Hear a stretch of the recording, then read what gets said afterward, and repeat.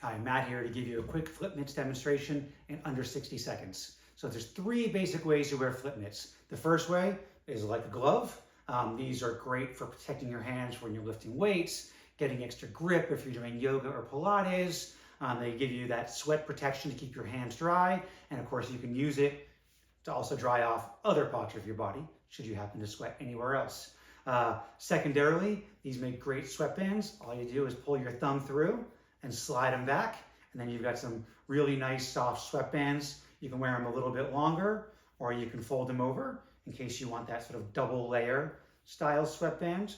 Really just depends on, kind of your preference there. And then you get these great sweatbands.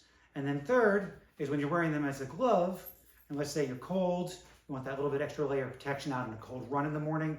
All you have to do is take this pocket on the back, flip them over, and then you got that extra protection right there when you need it. And that is Flip Mitts. We hope you enjoy them as much as we do. Thank you.